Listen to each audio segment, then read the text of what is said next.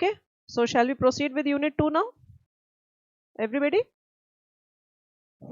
Chaliye, let's come to unit 2.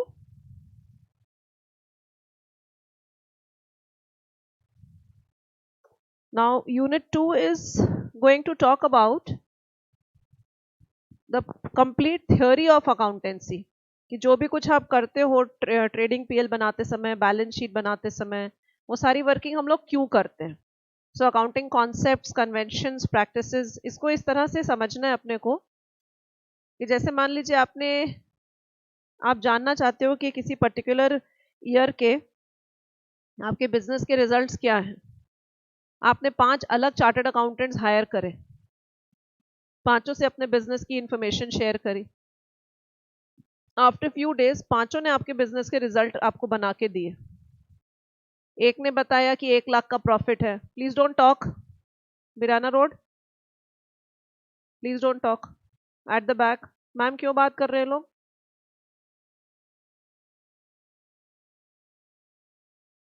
बाहर ले जाइए क्लास से इनको. बेटा आप दोनों जो 2 लोग पीछे बैठे हैं, क्लास शुरू होने के बाद आप लोग को बातें नहीं करनी चाहिए बेटा. Please stand up both of you. So आपने पांचों चार्टर्ड अकाउंटेंट्स को अपने बिजनेस का इंफॉर्मेशन शेयर करी और कुछ दिन बाद वो सब लोग आपको बिजनेस का रिजल्ट आपका बताते हैं. तो पहले वाले बोलते हैं कि आपको 1 लाख का प्रॉफिट है, दूसरे वाले कहते हैं कि 15 लाख का लॉस है, तीसरे सीए बताते हैं कि आपके बिजनेस में 80 लाख का प्रॉफिट है, चौथे सीए बताते हैं कि 1 करोड़ 5 लाख का प्रॉफिट है, और पांचवे बताते हैं कि 25 करोड़ का लॉस है. वही डेटा, वही सब कुछ, और ये हाल हो रहा है. तो जो बिजनेसमैन है वो तो कोमा में पहुंच जाएगा इतना होने के बाद, लेकिन वहां जाने के बाद आप ये सोचो कि उसके मन में अकाउंटेंसी फील्ड की इमेज क्या बनेगी. ये क्या है यहाँ पे, कुछ इसका मतलब सेट ही नहीं है, कोई नियम कायदे कानून ही नहीं है, जिसका जो बन होता है वो वैसे वैल्यूएशन कर रहे हैं. तभी तो आंसर्स में इतना बड़ा बड़ा अंतर आ रहा है कि कोई बता रहा है प्रॉफिट है तो कोई बता रहा है लॉस है, कोई करोड़ों के प्रॉफिट पे पहुंच रहा है, कोई करोड़ों के लॉस पे पहुंच रहा है. क्या स्टेटमेंट्स बने हुए रिलायबल रह जाएंगे अगर इस तरह की वर्किंग हो? तो भरोसे के लायक रहेंगे नहीं. तो अगर किसी चीज का थ्योरी बेस नहीं बना होगा, उसका नियम कायदा सेट नहीं होगा, तो यही अंजाम होगा. अब मान लीजिए हर चार्टर्ड अकाउंटेंट यही कॉन्सेप्ट्स, प्रैक्टिसेस और सब फॉलो करते हुए स्टेटमेंट बना रहे. 10 दिन बाद सभी लोग बताते हैं कि आपके बिजनेस का प्रॉफिट है 3.5 लाख रुपए. किसी एक को नहीं पता है कि 4 और लोग हैं, लेकिन सब यही बता रहे हैं कि बिजनेस का प्रॉफिट है 3.5 लाख रुपए. Everybody is telling this. अब ये सुन के 5 अलग अलग लोग अलग अलग वर्किंग करके सेम जवाब जब बता रहे हैं, तो हमारे मन में अकाउंटेंसी प्रोफेशन के बारे में क्या आएगा? बड़ा सिस्टम सेट है हर चीज का, हर चीज के नियम कायदे कानून सेट है, तभी तो अलग अलग लोग सेम जवाब निकाल के लेके आ रहे हैं, है ना. तो सबसे इंपॉर्टेंट चीज है किसी चीज को भी सही होने के लिए उसमें क्या होनी चाहिए? यूनिफॉर्मिटी. यूनिफॉर्मिटी का मतलब एक समान प्रेपरेशन होनी चाहिए. ऐसा नहीं कि हिंदुस्तान में हर जगह अलग अलग तरह से अकाउंट्स बनाए जाए, तो वो आपस में कंपेरेबल कैसे रह जाएंगे? स्कूल आप जाते थे तो जो मनाता था पहन के जाते थे कि यूनिफॉर्म पहन के जाते थे? यूनिफॉर्म. क्या कारण? सब बच्चे एक जैसे दिखने चाहिए, वरना फैंसी ड्रेस कंपटीशन ही होता रहेगा रोज स्कूल में. तो यूनिफॉर्मिटी कितनी जरूरी है, तभी तो कंपेरेबिलिटी आ सकती है. समझ में आई बात? तो ये जो पूरी अकाउंटिंग थ्योरी बनाई गई है, ये अकाउंटिंग कॉन्सेप्ट्स, कन्वेंशंस, प्रैक्टिसेस, इसमें अकाउंटिंग स्टैंडर्ड्स भी आ जाते हैं, इन सब को मिला मिलू के कहा जाता है gap. GAAP, generally accepted accounting principles. Generally accepted accounting principles, GAAP. Generally accepted accounting principles. So देखो अकाउंटिंग कॉन्सेप्ट्स अब आप समझ रहे हो कि इन सब कॉन्सेप्ट्स, कन्वेंशंस, प्रैक्टिसेस, इनकी क्या नीड है, why are they needed. Can you see the first thing? To avoid the confusion. To avoid the confusion. अब अगर आपको सोचो स्कूल में यूनिफॉर्म नहीं होता तो रोज सुबह आपको एक कंफ्यूजन की स्थिति होती कि नहीं? आज क्या पहन के जाना है, आज क्या पहन के जाए, रोज यही होता है ना. तो कोई कंफ्यूजन रहा 12 साल? कुछ नहीं, पता है रोज यही पहनना है, कोई कंफ्यूजन की स्थिति नहीं है, because every day you have to wear the same thing. Provide unity of preparation, that is अगर हर चीज सेट है तो क्या होगा, प्रेपरेशन में, फाइनेंशियल स्टेटमेंट्स के प्रेपरेशन में क्या आ जाएगी, uniformity. Help in better presentation of financial statements. Better presentation मतलब आपको अब यूनिट 1 का अगर आप रेफरेंस लो तो हमारा मेन काम क्या है, यूजर तक इंफॉर्मेशन पहुंचाना, यही मेन काम है कि नहीं। तो जितना ज्यादा इंफॉर्मेशन हम एक बेटर तरीके से प्रेजेंट करेंगे, यूजर को भी बेटर इंफॉर्मेशन मिल जाएगी। So better presentation of financial statements.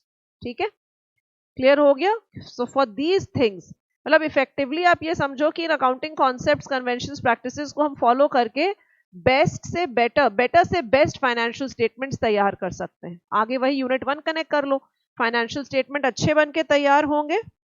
अगर फाइनेंशियल स्टेटमेंट अच्छे बन के तैयार होंगे तो जो इन्फॉर्मेशन उससे यूजर को कन्वे होगी वो अच्छी कन्वे होगी, और वो अच्छी कन्वे होगी तो यूजर जो अपने रैशनल डिसीजंस ले रहा है वो अच्छे ले पाएगा। Everybody clear. So financial statement, सबका मतलब पता है सबको, financial statement, PL and balance sheet. Financial statement कैसे होने चाहिए, यूनिफॉर्म। हिंदी में अगर कहें तो चाहे कोई भी एंटिटी के स्टेटमेंट हो, कोई भी बनाए, लेकिन वो सब होने कैसे चाहिए, एक समान। ठीक है ना, एक जैसे तैयार होने चाहिए। एंड जो रूल्स हम फॉलो कर रहे हैं स्टेटमेंट्स को बनाने के लिए, those rules should be consistent over a period of time. इसका मतलब क्या हुआ, विरान रोड, एम आई ऑडिबल। रूल्स जो हम फॉलो कर रहे हैं फाइनेंशियल स्टेटमेंट बनाने के लिए वो क्या होने चाहिए, कंसिस्टेंट। कंसिस्टेंट का मतलब होना चाहिए है same policies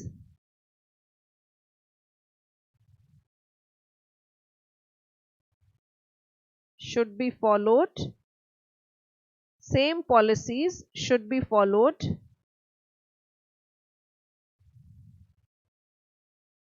year to year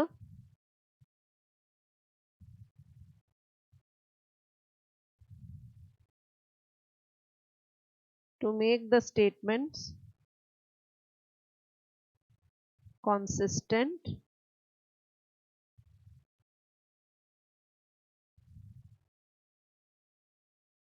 to make the statements consistent over a period of time.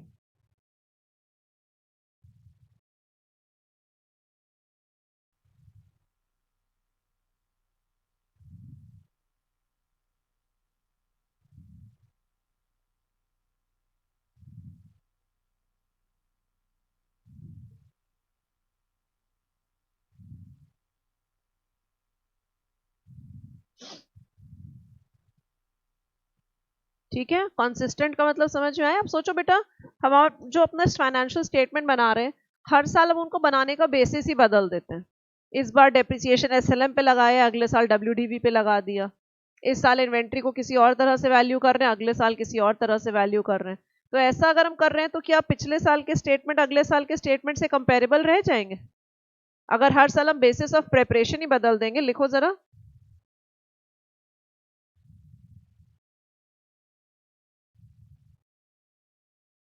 if the basis of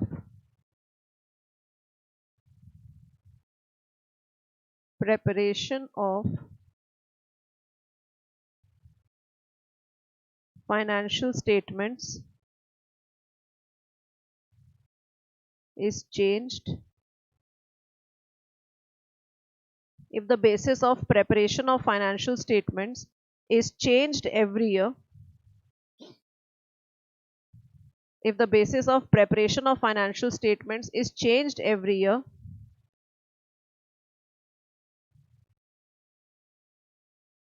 the statements of 1 year will not remain, statements of 1 year will not remain comparable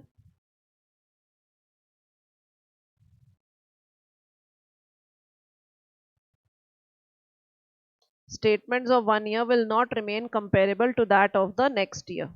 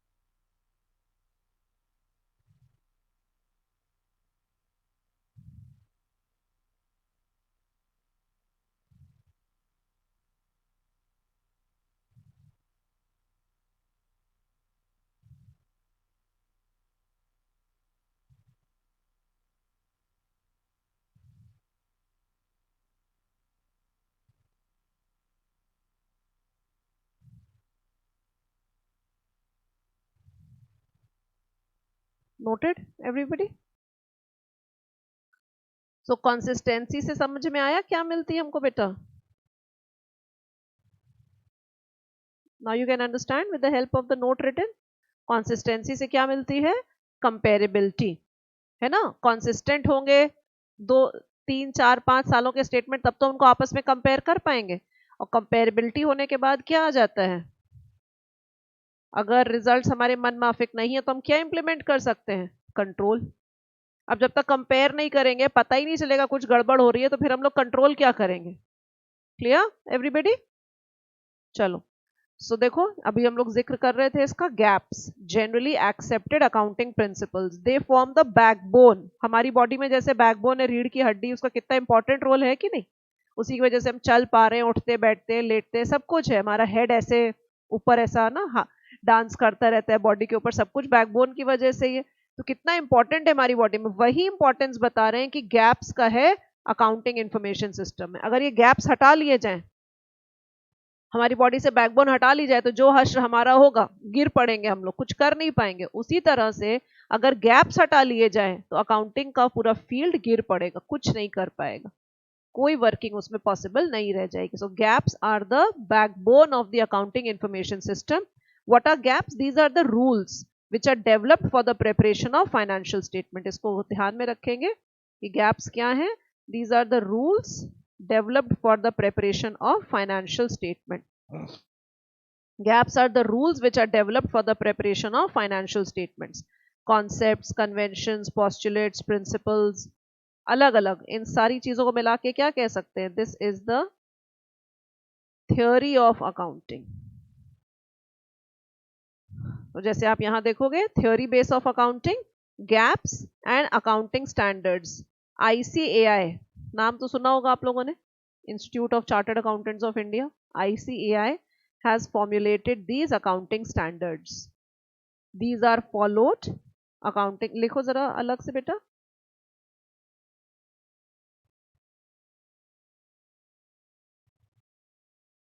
accounting standards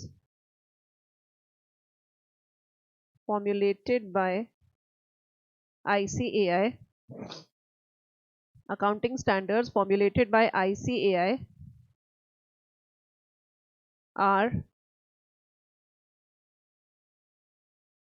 to be followed in preparation and presentation of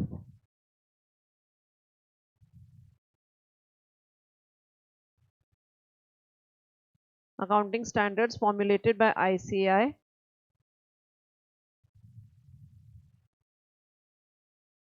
are to be followed in preparation and presentation of financial statements.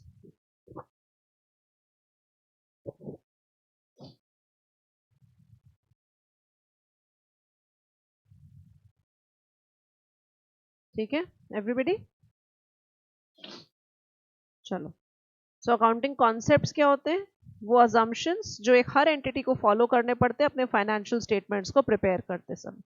मतलब PL balance sheet जब तैयार करे जाएंगे तो ये assumptions follow करने ही पड़ेंगे, ये कॉन्सेप्ट जो प्रोवाइड करे जा रहे हैं फॉलो करने ही पड़ेंगे।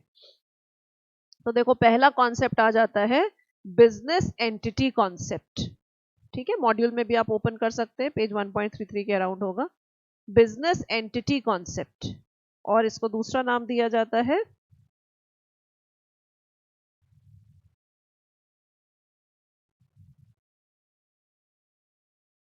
बिजनेस एंटिटी कॉन्सेप्ट, या दूसरा नाम दिया जाता है सेपरेट एंटिटी कॉन्सेप्ट। एंटिटी का मतलब होता है यहाँ पे बिजनेस, और सेपरेट का मतलब क्या है? सुनो बेटा सब लोग जरा ध्यान से, फिर पढ़ते हैं।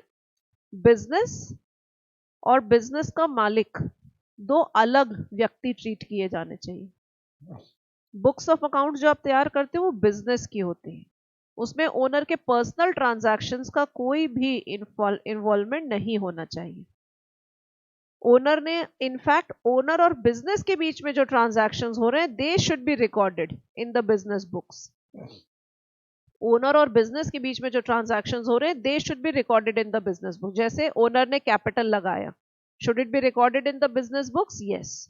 ओनर ने ड्राइंग्स करी, अपने पर्सनल यूज के लिए पैसा ले गया, should that be recorded in the business books? Yes. लेकिन वो जो ड्राइंग्स करके ओनर रुपया लेके चला गया, अब उस रुपए का ओनर ने किया क्या? उससे उसने होटल में खाना खाया, कपड़े खरीदे, बच्चों की स्कूल फीस दी, जो भी करा, क्या वो भी बिजनेस की बुक्स में रिकॉर्ड होगा? नहीं। Personal transactions of the owner should not affect the books of the business. Clear हो गई बात एवरीबडी? बेटा उन लोग को बुला लीजिए। Personal transactions of the business should not affect, आ गए? ठीक है बेटा, welcome. Personal transactions of the owner should not affect the books of the business, because अगर हम ओनर के पर्सनल ट्रांजैक्शंस भी बिजनेस की बुक्स में लेके आ जाएंगे, तो जो नेट प्रॉफिट नेट लॉस निकल के आएगा वो किसका निकल के आ रहा है? हम बिजनेस को कैसे एनालाइज कर पाएंगे अगर दुनिया जहान के इधर उधर के ट्रांजैक्शन भी बिजनेस की बुक्स में आ जाएंगे? So the personal transactions of the owner and the transaction of the business have to be kept completely separate. तो ये है आइडिया। अब ये समझो, ये अजम्पशन है जिसको आपको ध्यान में रखते हुए पीएल बैलेंस शीट तैयार करनी है। इस अजम्पशन को छोड़ते हुए आप पीएल बैलेंस शीट नहीं बना सकते हो। सो क्या कह रहे हैं देखो, it keeps the owner and the business separate. It is applied to all organizations, whether a sole proprietor, partnership or corporate. Owner is treated as a creditor. Why? Creditor कौन? जिससे हमने उधार पे लिया है। तो ओनर, बिजनेस कह रहा है कि हमने अपना जो पूंजी निवेश है वो अपने ओनर से उधार पे लिया और कभी ना कभी हमको कमा के अपने ओनर को रुपया वापस करना है। इसीलिए बेटा देखो, बिजनेस की जब आप बैलेंस शीट बनाते हो तो जो लाइबिलिटी साइड होता है, जो बिजनेस की देनदारी दिखा रहा है, वहां पे क्या अपीयर करता है? कैपिटल। तो कैपिटल, सुनो मेरी बात ध्यान से जो मैं बोलने जा रही हूं, why does capital becomes a liability on the business? Liability समझते हैं ना, जो देनदारी है। Why does capital becomes, why does capital becomes a liability on the business? Why does capital becomes a liability on the business? Because business has to earn that money and return it to the owner. Business has to earn that money and return it to the owner. तो business उसको क्या देख रहा है, capital को, कि मेरे ऊपर लाइबिलिटी है, हमको अपने ओनर को ये रुपया क्या करना है, वापस करना है। Everybody clear? अगर ओनर और बिजनेस सेपरेटेड नहीं होते तो कैपिटल कभी लाइबिलिटी बनता ही नहीं। बिजनेस कहता है तो हमारा अपना रुपया, लेकिन अभी बिजनेस क्या कह रहा है कि कैपिटल हमारे लिए क्या है, लाइबिलिटी, हमको ये पैसा अपने ओनर को रिटर्न करना है। Clear everybody? हाँ, ये कह सकते हैं कि किस तरह की लाइबिलिटी है, इंटरनल लाइबिलिटी, क्योंकि हमको अपने ओनर को ही ये रुपया वापस देना है। बाहर वालों से, बैंकों वगैरह से जो लोन ले लिया वो क्या बन जाएगा, external liability. So owner is treated as a creditor and hence capital becomes a liability. ठीक है?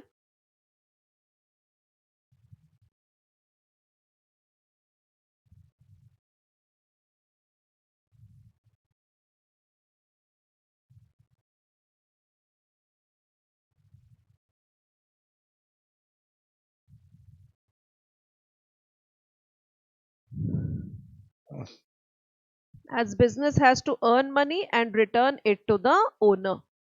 As business has to earn money and return it to the owner. Hence,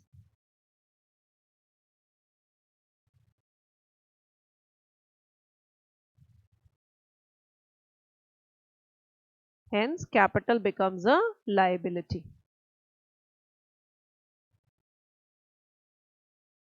Business has to earn money and return it to the owner. Hence, capital becomes a liability. अब आप लोग एक बार module से ये concept पढ़ लीजिए, कोई doubt हो तो मुझसे पूछिए।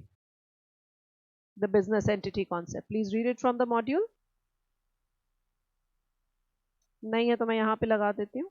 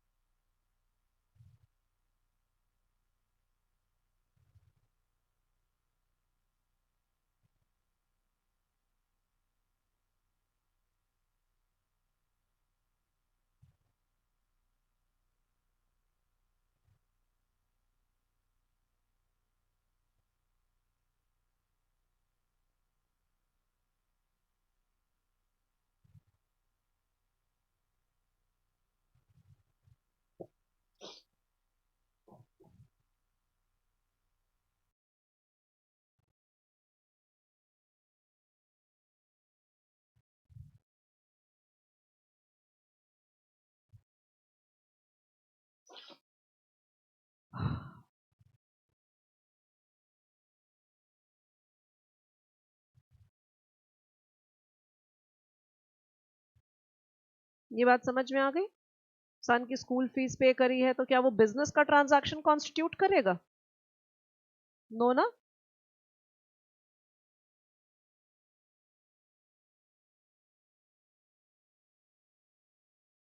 इसी के आसपास लिख लो, नहीं तो अपने रजिस्टर में लिख लो।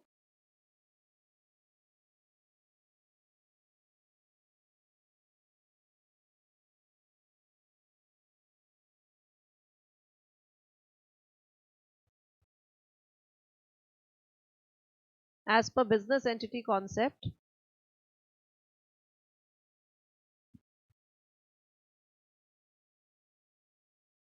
transactions between owner and business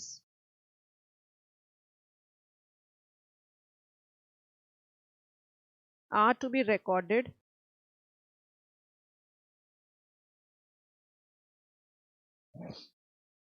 as per business entity concept. Transactions between owner and business are to be recorded in business books, but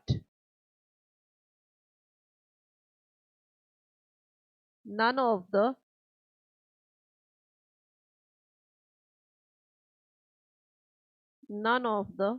personal transactions of the owner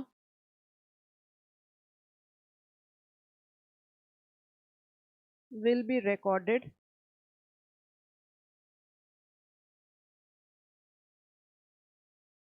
none of the personal transactions of the owner will be recorded in business books.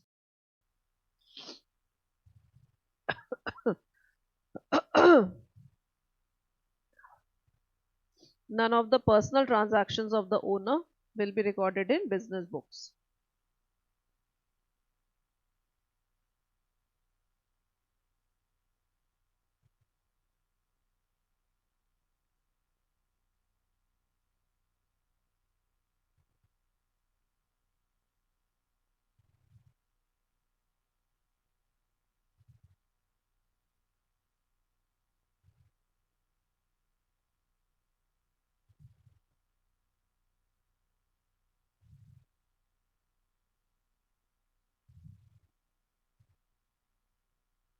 Noted, everyone?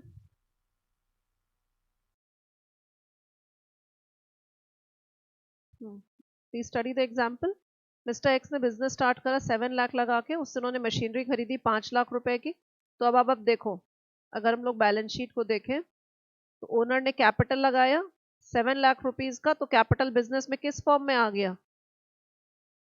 7 lakh rupees का क्या आ गया? Cash. तो देखो balance sheet tally हो गई कि नहीं? Yes. अब मशीनरी खरीदी 5 लाख रुपए की, तो 5 लाख की अगर मशीनरी खरीदी तो अब जो कैश है वो देखो घट के कितना हो जाएगा? 7 लाख में से 5 लाख की अगर मशीनरी खरीद ली तो जो कैश है देखो बेटा वो घट के कितना हो जाएगा? 2 lakh. Can you understand that? तो बिजनेस के ऊपर अभी भी लाइबिलिटी कितने रुपए की है? ओनर को लौटाने की 7 लाख रुपए की। बिजनेस के ऊपर अभी भी अपने ओनर को कितना रुपया लौटाने की लाइबिलिटी है? 7 लाख रुपए की। Isn't it? लेकिन अब वो 7 लाख का कॉम्पोजिशन क्या है? 2 लाख का कैश और 5 लाख की machinery. This means enterprise owes to the owner 7 lakh. Now if Mr. X spends 5,000 to meet his family expenses from the business fund, then it should not be taken as business expense, but it should be charged to his capital account and that should be reduced by 5,000. अब business के cash से owner ने अपने 5,000 personal expenses दे दिए, तो cash घट के 1,95,000 हो जाएगा कि नहीं? और पर्सनल एक्सपेंसेस उसने दिए हैं तो बिजनेस उसको बिजनेस का खर्चा नहीं मानेगा, बिजनेस उसको मानेगा ड्रॉइंग्स। तो बिजनेस कहेगा हमको जो ओनर को 7 लाख रुपए देने बाकी थे उसमें से हमने 5 लाख उनको वापस दे दिए, 5,000 वापस दे दिए, तो अब हमारे ऊपर कितना रुपया और इनको देने की लाइबिलिटी रह गई है? 6,95,000। Please have a look. Right? Cash देखो 195, 695 का अब लाइबिलिटी रह गई ओनर के प्रति और मशीनरी 5 लाख। सभी को क्लियर? यस। नेक्स्ट में आते हैं मनी मेजरमेंट कॉन्सेप्ट। लिखो जरा एक लाइन फिर पढ़ो क्या कहता है ये कॉन्सेप्ट। मनी मेजरमेंट कॉन्सेप्ट सिर्फ और सिर्फ वही ट्रांजैक्शंस बिजनेस की बुक्स में रिकॉर्ड हो सकते हैं जिनका वैल्यूएशन हम मॉनेटरी टर्म्स में या मनी के टर्म्स में कर सकते हैं। यानी कि हम लोग क्या कह सकते हैं,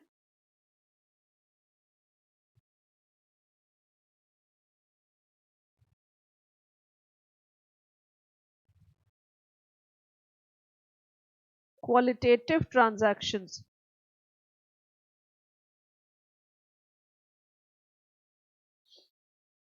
qualitative transactions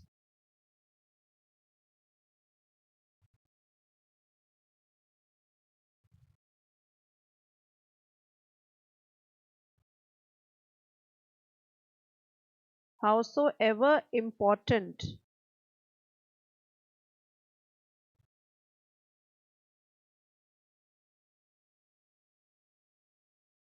they may be,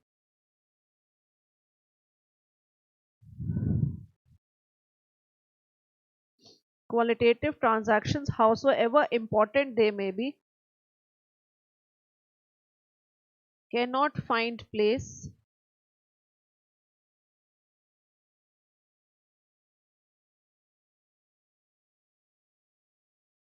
qualitative transactions howsoever important they may be cannot find place in books of account। जैसे ना देखो एम्प्लॉय की ऑनेस्टी, गुड क्वालिटी प्रोडक्ट, ये सब चीजें कितनी इंपॉर्टेंट है, बट इनका क्या मॉनेटरी वैल्यूएशन लगाया जा सकता है? पॉसिबल नहीं। So only those transactions which can be measured in terms of money are recorded. ठीक है, तो यहाँ पे इंफॉर्मेशन को रिकॉर्ड करने का मीडियम क्या हुआ? मनी। मनी हालांकि एक वोलेटाइल मेजर है, क्योंकि देखो इन्फ्लेशन होता है, फिर करेंसी वैल्यू चेंज होती है, बट फिर भी मनी के अलावा हमारे पास और कोई मीडियम नहीं है इसको रिकॉर्ड करने का।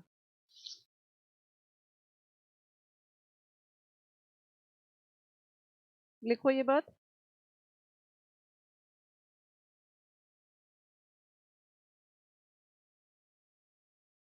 Money as a scale of measurement is volatile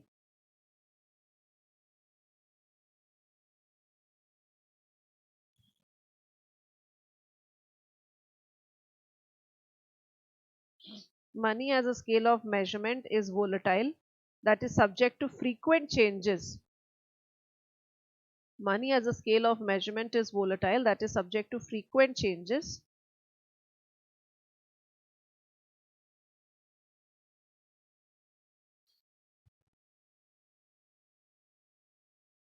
but still is used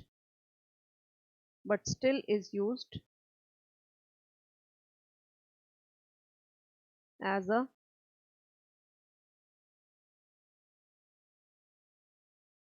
scale to measure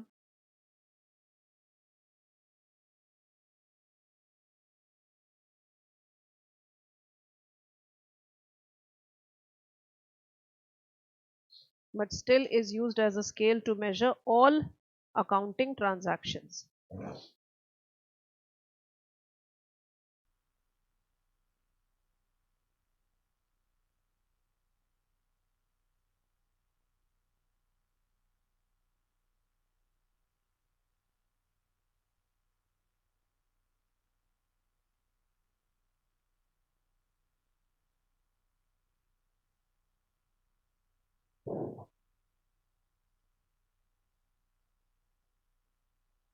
Noted everyone? Please read from the module now.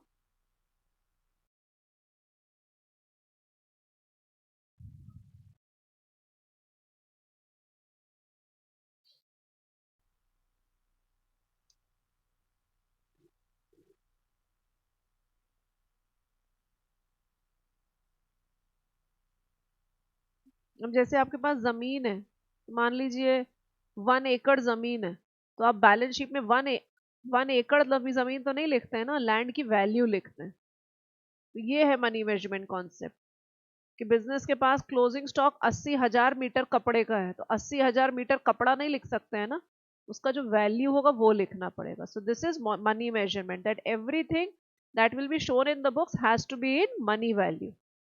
ठीक है, प्लीज रीड एवरीबडी।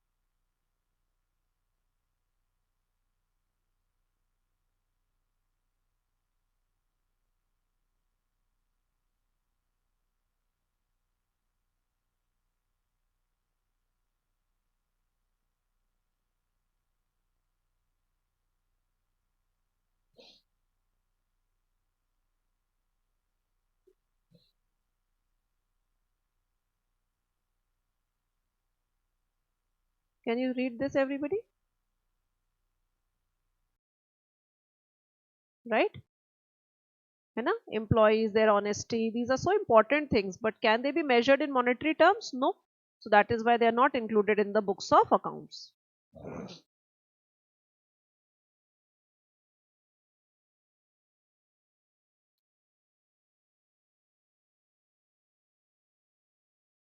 बस आज यहाँ तक रखते हैं, नेक्स्ट टर्न पे आगे लेंगे यहाँ से। एक बार घर पे भी रिवाइज करें सब लोग।